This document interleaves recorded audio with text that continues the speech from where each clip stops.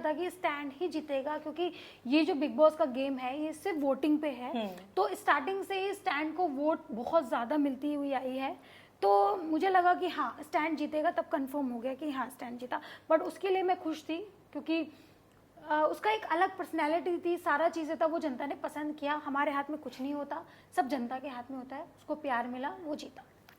और सलमान सर के बिना बिग बॉस अधूरा है, अधूरा ही नहीं, पूरा ही नहीं है।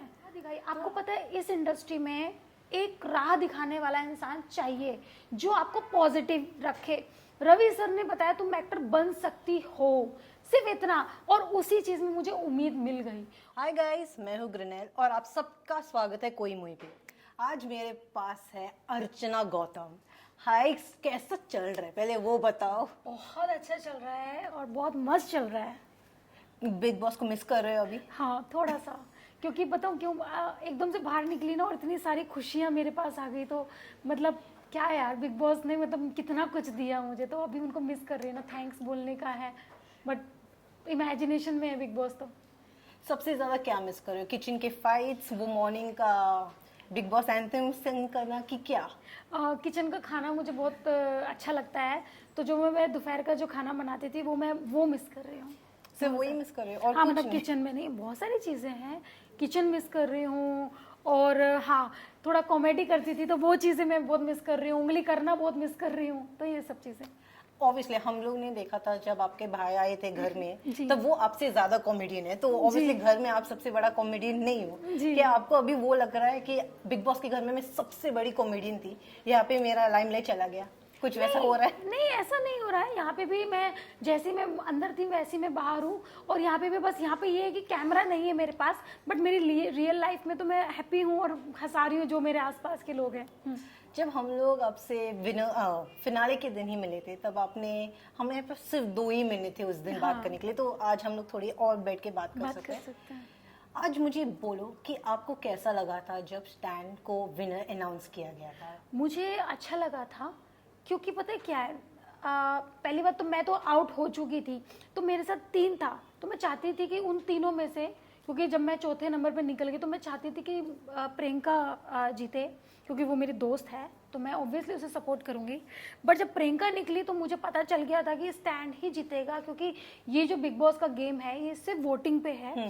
तो स्टार्टिंग से ही स्टैंड को वोट बहुत ज़्यादा मिलती हुई आई है, तो मुझे लगा कि हाँ स्टैंड जीतेगा, तब कंफर्म हो गया कि हाँ स्टैंड जीता। बट उसके लिए मैं खुश थी, क्योंकि उसका एक अलग पर्सनैलिटी थी, सारा चीज़ें था, वो जनता ने पसंद किया। हमारे हाथ में कुछ नहीं होता, सब जनता के हाथ में होता है। उसको प्यार मिला, वो जीता। सब कुछ जनता के हाथ में था, लेकिन कभी कभी ऐसा भी हुआ था कि आप लोगों के पास पावर था कि लोगों को निकालने के लिए, जैसे अंकित के टाइम पे आप लोगों ने निकाला था। क्या आपको लगता है कि वैसे नहीं होना चाहिए था, कि सिर्फ जनता को ही डिसाइड करना चाहिए कि किसको रहना चाहिए और किसको बाहर होना चाहिए? नहीं, जैसे हम लोगों ने काफ़ी बार नॉमिनेटेड भी किया, बट उसको वोट मिलने के बाद वो इनफैक्ट 4 हफ्तों के लिए नॉमिनेटेड भी रहा था, वो मारने वाले पे। बट जब हमने उस वक्त देखा कि नहीं, कुछ फ़र्क नहीं पड़ रहा है, क्योंकि इसको वोट मिलती है और हमें ये पता चल गया कि फैन फॉलोइंग बहुत है, ये नहीं जाने वाला, तो हम लोगों ने भी फिर सोचा, मतलब हम लोगों ने भी, मैं अपनी बात कर रही हूँ, तो मैंने सोचा कि करके कोई मतलब नहीं है।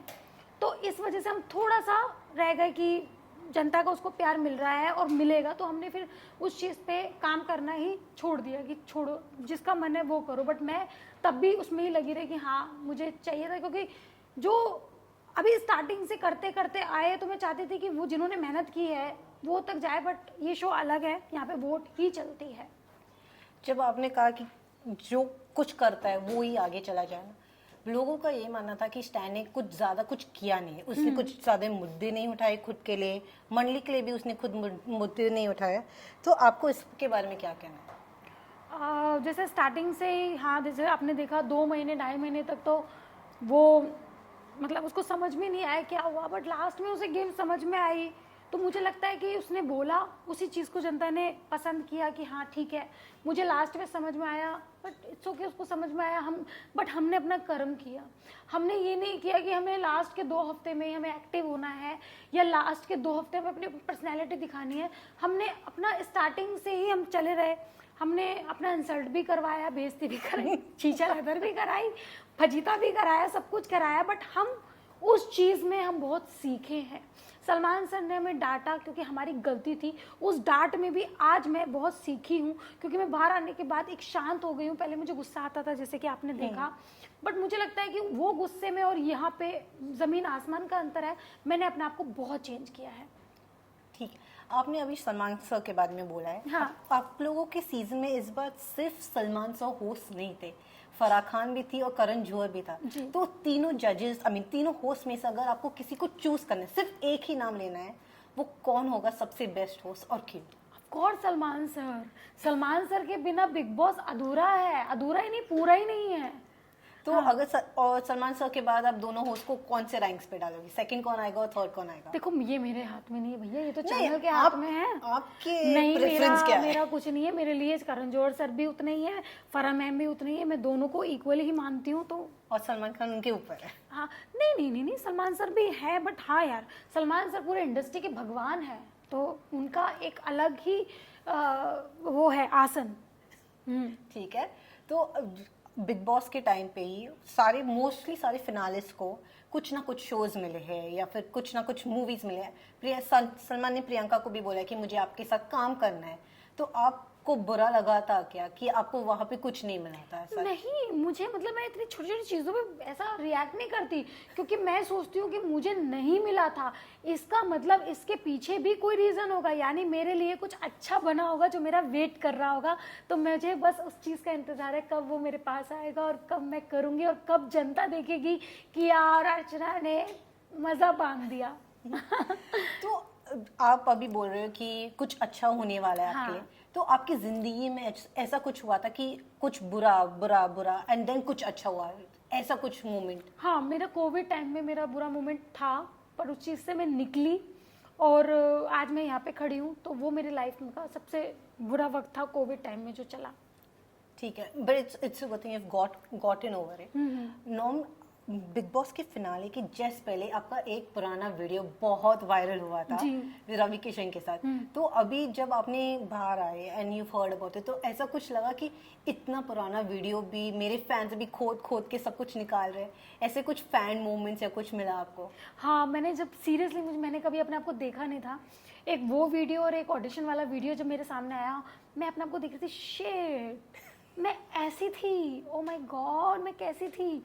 बट आप देखो उस वक्त मैं ऐसी थी, और उस वक्त रवि सर ने मुझे देखा और मुझे राह दिखाई। आपको पता है इस इंडस्ट्री में एक राह दिखाने वाला इंसान चाहिए जो आपको पॉजिटिव रखे।